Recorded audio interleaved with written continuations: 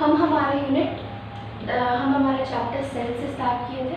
Last video में हमने plant cell और एनिमल सेल के बारे में जाना था, यूकैरियोटिक सेल्स जो मैंने बोला था। आज हम जानेंगे थोड़ा सा प्लाज्मा मेम्ब्रेन के बारे में और प्रोकैरियोटिक एंड यूकैरियोटिक सेल के बारे में। ठीक है, तो सबसे पहले let us start with prokaryotic and eukaryotic cells.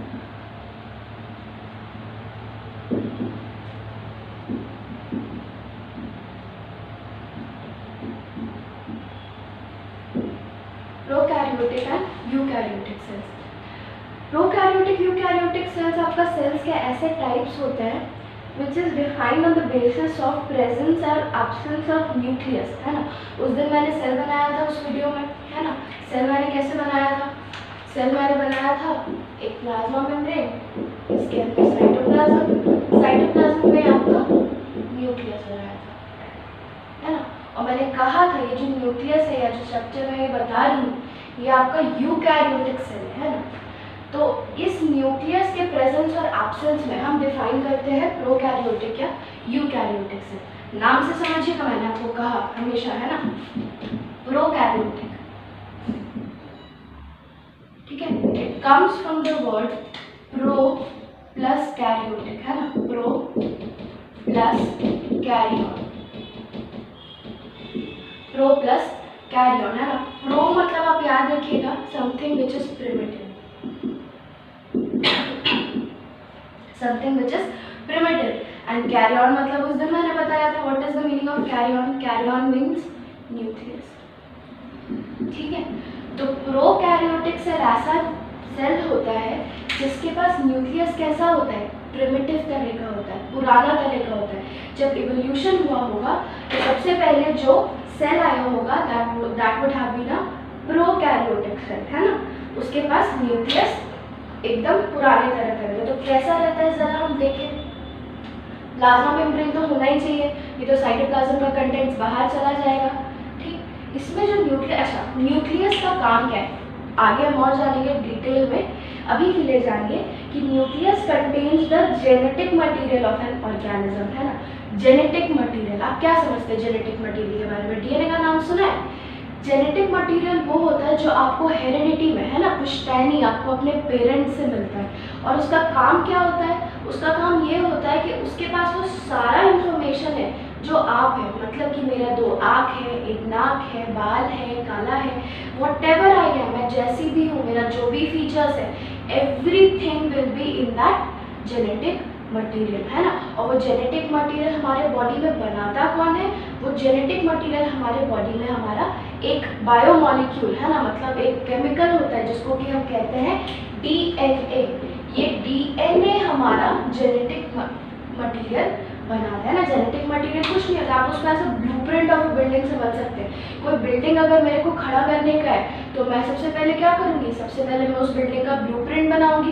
Blueprint अगर बन गया तो मेरे को क्या पता चला कि हाँ भाई ये इसका ब्लूप्रिंट है तो ये बिल्डिंग ऐसा होगा। जेनेटिक मटेरियल भी हमारा वैसे ही होता है। जेनेटिक मटेरियल क्या होता है? उसके पास वो सारा इन्फॉर्मेशन होता है जो कि रिस्पॉन्सिबल होता है किसी भी ऑर्गेनिज्म कैसा दिखता है या वो क्या है, जो भी चीज़ है, every information about that organism is encoded in its genetic material. ठीक है, तो ये जेनेटिक मटेरियल होता क्या है? ये डीएनए होता है। ठीक, अब सवाल आता है डीएनए होता कहाँ पे? तो ये डीएनए आपका किसी भी सेल के न्यूक्लियस में होता है। कहाँ होता है?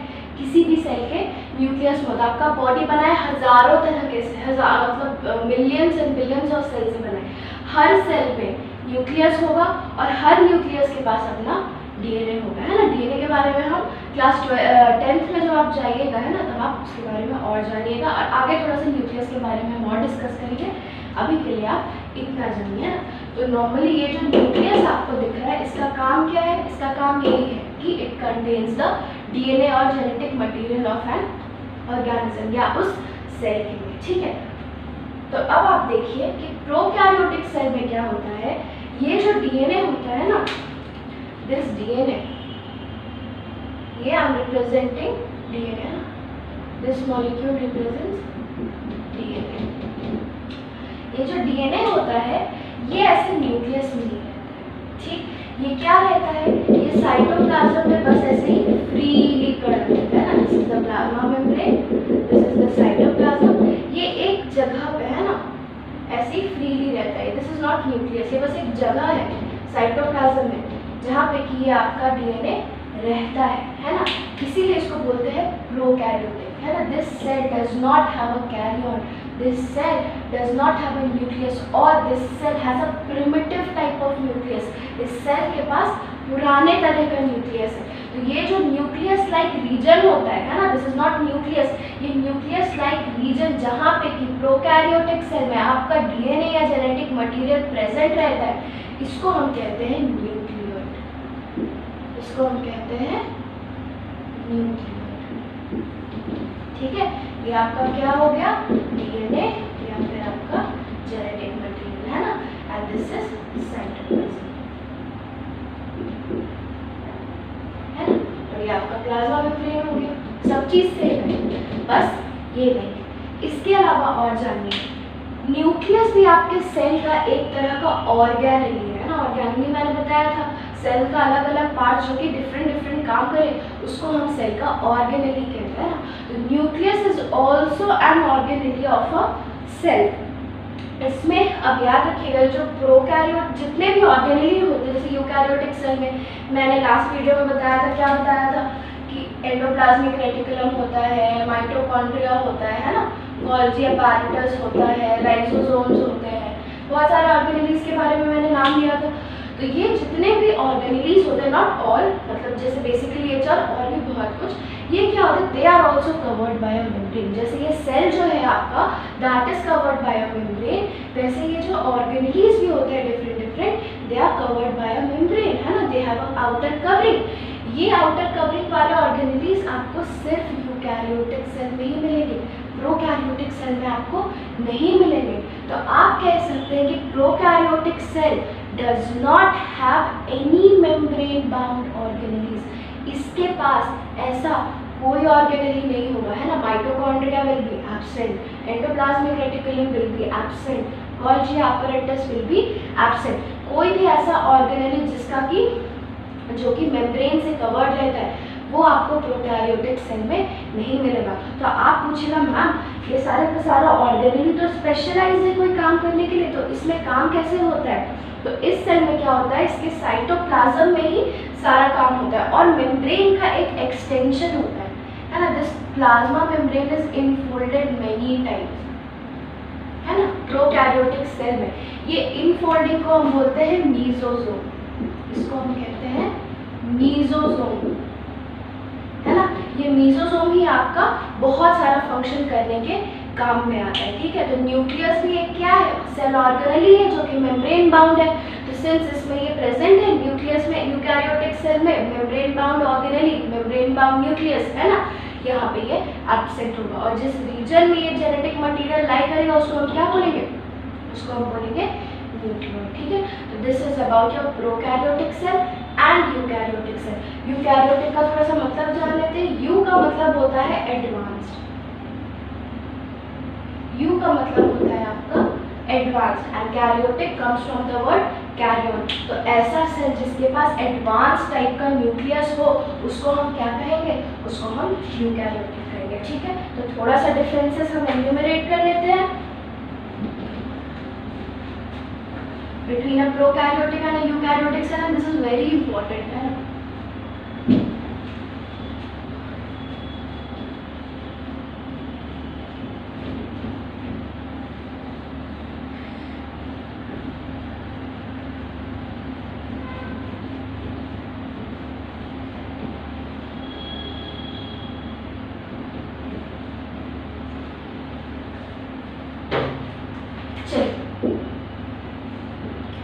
इधर प्रोकैरियोटिक उधर यूकैरियोटिक। सबसे पहला डिफरेंस आप बताइए, है ना, nucleus will be absent, nucleus will be absent, है ना।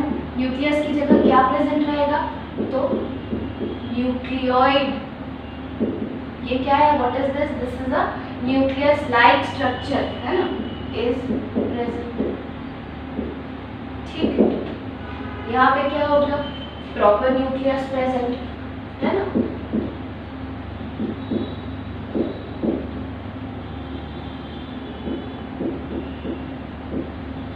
ठीक, अब नेक्स्ट क्या है आपका, यहाँ पे मेम्ब्रेन बाउंड सेल ऑर्गेनेलीज है ना, जो भी सेल ऑर्गेनेलीज होते हैं जिसमें कि मेम्ब्रेन प्रेजेंट होता है, they will be absent. So membrane bound cellular organelles, these are absent, है ना. यहाँ पे आपका क्या हो जाएगा, membrane bound cellular organelles, these are present. ठीक, अब देखिए नेक्स्ट आपका हम आ जाते हैं. मैंने आपको बताया जेनेटिक मटेरियल के बारे में, है ना, मैंने आपको बताया डीएनए के बारे में. जब हम न्यूक्लियस के बारे में पढ़ेंगे तो हम और जानेंगे डीएनए क्या होता है. हमारे सेल में काफ़ी लंबा होता है, जैसे कि हमारा एक सेल का साइज होता है कुछ माइक्रॉन्स में, है ना. माइक्रॉन मतलब क्या, 10⁻⁻⁶. मैंने आपको उसी में बताया था माइक्रोस्कोप के बारे में, है ना. माइक्रॉन मतलब 10⁻⁻⁶. तो हमारा जो डीएनए होता है, ह्यूमन के डीएनए का हम बात कर रहे हैं, दैट इज 1.6 मीटर्स लॉन्ग, है ना. अब आप सोचिए 1.6 मीटर लॉन्ग लंबा डीएनए इस सेल में कैसे अकोमोडेट होता होगा. तो ऑब्वियसली वो फोल्ड कर दिया जाता होगा.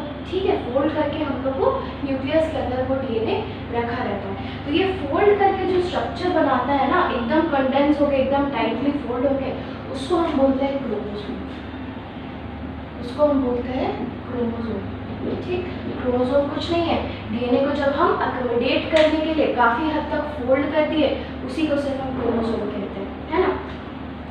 तो अब आप जानिएगा कि ये क्रोमोसोम जो होता है आपका प्रोकैरियोटिक सेल में, जो मतलब जो डीएनए होता है वो आपका दैट इज सिंगल, है ना. मतलब सिर्फ एक ही क्रोमोसोम, एक ही स्ट्रैंड ऑफ डीएनए आपका प्रोकैरियोटिक सेल में प्रेजेंट होता है.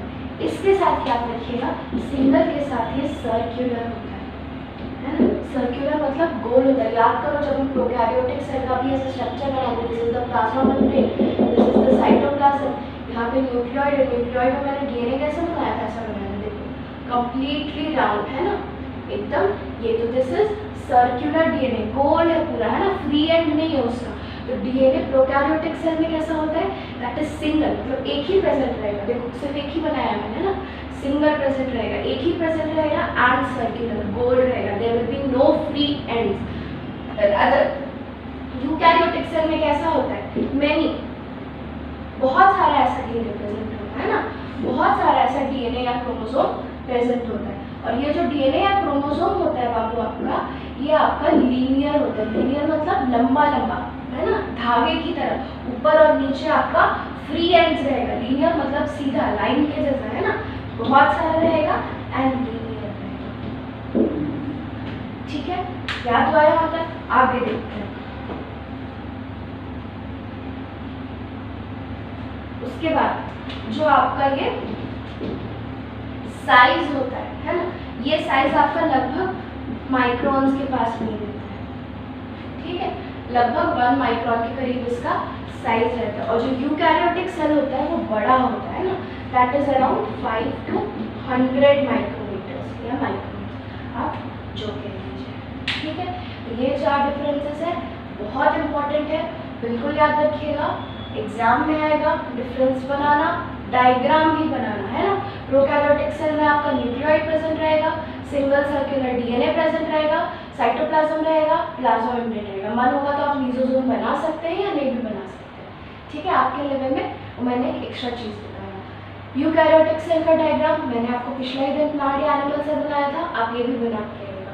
उसके साथ प्रोकैरियोटिक एंड यूकैरियोटिक सेल्स का एग्जाम्पल्स, है ना, ये इतना चीज़ आप ज़रूर लिख कर आइएगा एग्जाम में. तो प्रोकैरियोटिक सेल में आपका जितने भी बैक्टीरिया आते हैं, जितने भी बैक्टीरिया आते हैं, वे ऑल आर प्रोकैरियोटिक सेल्स, है ना. और जितने भी बैक्टीरिया के अलावा जिसके भी सेल्स होते हैं ना, plant cell, animal cell, protista, जो भी चीज़ आपका होता है, सब चीज़ आपका आ जाता है यूकैरियोटिक में, है ना. Only bacteria, only kingdom Monera, हम जब आगे क्लासिफिकेशन पढ़ेंगे तो हम आपको बताएंगे जितने भी बैक्टीरिया आते हैं वो एक क्लासिफिकेशन के अंदर आते हैं जिसको हम बोलते हैं किंगडम मोनेरा. तो उसमें जितने भी ऑर्गेनिजम्स होते हैं दे ऑल आर प्रोकैरियोटिक, है ना. बाकी सारे के सारे दे ऑल आर यूकैरियोटिक. तो आपका प्लांट सेल हो गया, है ना, दिस इज प्रिंसिपल, है ना. आपका प्लांट हो गया, ठीक, एनिमल सेल हो गया, एक्सेट्रा। जो भी सेल इसके अलावा होता है दैट इज अ ये यूकैरियोटिक सेल। ठीक है, आई डोंट थिंक सो यहाँ तक कोई प्रॉब्लम होना चाहिए। अच्छा, एक और चीज़ जान लीजिए, एक और सेल ऑर्गेनेली होता है जिसको कि हम कहते हैं राइबोसोम्स।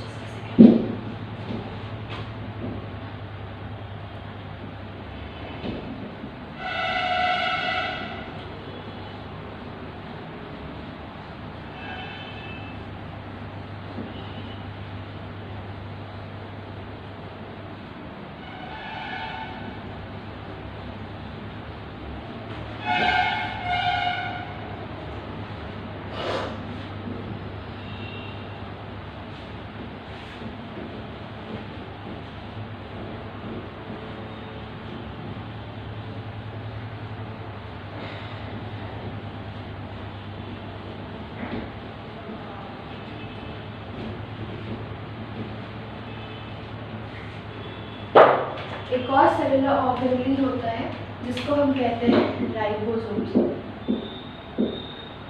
है ना। एंड एक और होता है सेंट्रियोल्स।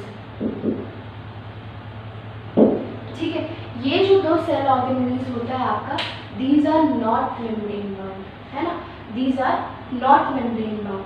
पर आप याद रखिएगा, आपको एक ही याद रखना, दैट इज राइबोसोम। राइबोसोम क्या था? राइबोसोम याद करिए, एंडोप्लाज्मिक रेटिकुलम मैंने जब बताया था आपको, तो मैंने बताया था दो तरह का एंडोप्लाज्मिक रेटिकुलम होता है ना। एक होता है स्मूथ एंडोप्लाज्मिक रेटिकुलम, एक होता है रफ एंडोप्लाज्मिक रेटिकुलम। क्या डिफरेंस होता है? एंडोप्लाज्मिक रेटिकुलम के ऊपर अगर कुछ दूसरे ऑर्गेनेल्स का डिपोजिशन हो जाए, जैसे कि राइबोसोम्स का मैंने बताया था, तो वो हमको क्या लगेगा, ऐसा ऑर्गेनेल है, उसके ऊपर बहुत सारा ऐसे डॉट डॉट जैसा स्ट्रक्चर प्रेजेंट है, that will be sort of rough. तो वो जो ऑर्गेनेल्स उसके ऊपर रहता है, दोज आर राइबोसोम्स, है ना। ये राइबोसोम्स आपका प्रोटीन सिंथेसिस के काम आते हैं, ठीक। और ये ribosomes these are not membrane bound, है ना, इनका कोई मेम्ब्रेन नहीं होता, आउटर कवरिंग नहीं होता, ये ऐसे ही प्रेजेंट होते हैं। तो ये जो राइबोसोम्स होते हैं, ये ऐसे सेलुलर ऑर्गेनेल है which are not membrane bound, which are not membrane bound, है ना, and thus they are present in both eukaryotic and prokaryotic cell, है ना, they are present in both eukaryotic and prokaryotic cell। ठीक, obviously क्यों present है? क्योंकि इनके पास membrane bound organelle नहीं है ना। There is no exception to the rule कि आपके सेल में, मतलब प्रोकैरियोटिक सेल में कोई भी मेम्ब्रेन बाउंड ऑर्गेनेली प्रेजेंट नहीं होगा। ठीक है, इसके आगे हम आते हैं।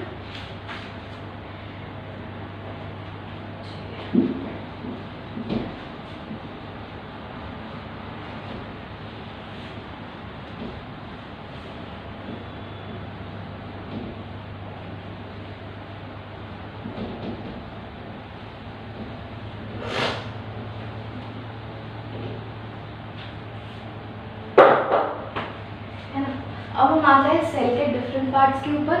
पहले हम plasma membrane, nucleus and cytoplasm के बारे में थोड़ा जानेंगे, फिर उसके बाद हम सेल के डिफरेंट ऑर्गेनेल्स के बारे में जानेंगे, है ना।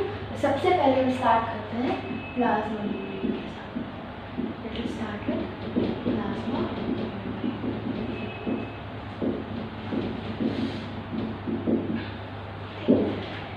ये प्लाज्मा मेम्ब्रेन क्या होता है ना। तो सबसे पहले आते हैं, कोई भी चीज़ हमारे बॉडी में बना है तो आप याद रखना, बेसिकली सिर्फ 4 तरह के केमिकल्स का हमारे बॉडी में कोई भी स्ट्रक्चर बना होता है ना। वो 4 चीज़ क्या होता है, बचपन से नाम सुनते आए हैं ना। पहला होता है कार्बोहाइड्रेट्स,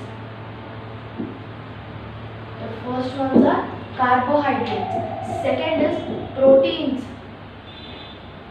ठीक है, third is lipid, third are lipids, and fourth is your nucleic acid।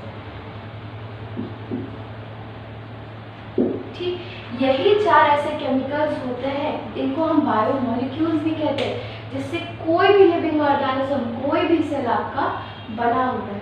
Basic functions क्या होते हैं, सबका बचपन से आप पढ़ते आ रहे हैं, याद करिए। कार्बोहाइड्रेट्स क्या होता है, these are the main energy giving source of our body, है ना।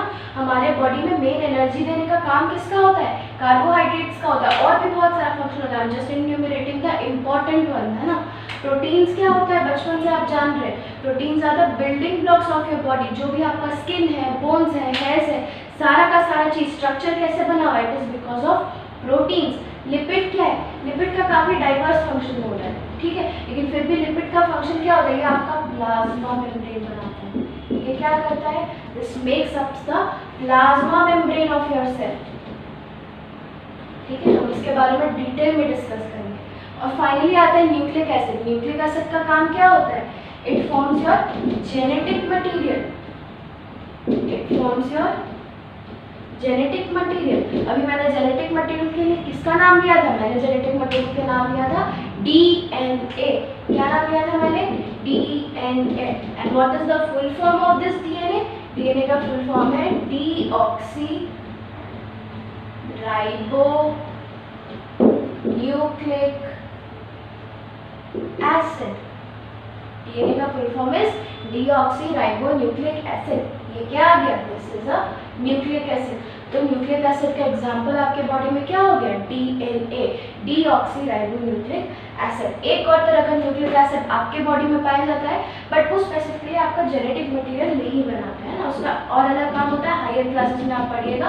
अभी के लिए नाम याद कर लीजिए, that is RNA. RNA is ribo nucleic acid, ठीक है। डीएनए का फुल फॉर्म पूछ दिया जाता है आपके एग्जाम में, 1 मार्क क्वेश्चन में, एमसीक्यू में, फिल इन द ब्लैंक्स में, किसी में भी आ जाता है ना। तो 4 तरह का कौन सा बायोमॉलिक्यूल हम देखिए, कार्बोहाइड्रेट जो मेरा मेन एनर्जी सोर्स देता है, प्रोटीन्स जो हमारा बिल्डिंग ब्लॉक्स होता है, लिपिड्स हमारा प्लाज्मा मेम्ब्रेन बनाता है, एंड न्यूक्लिक एसिड जो हमारा डीएनए एंड आरएनए हमारा जेनेटिक मटेरियल का काम करता है, ठीक है। प्लाज्मा मेम्ब्रेन का स्ट्रक्चर है, हम नेक्स्ट वीडियो में देखेंगे, है ना। अभी के लिए आप इतना बस जान लीजिए that plasma membrane is made up of lipids, ठीक है।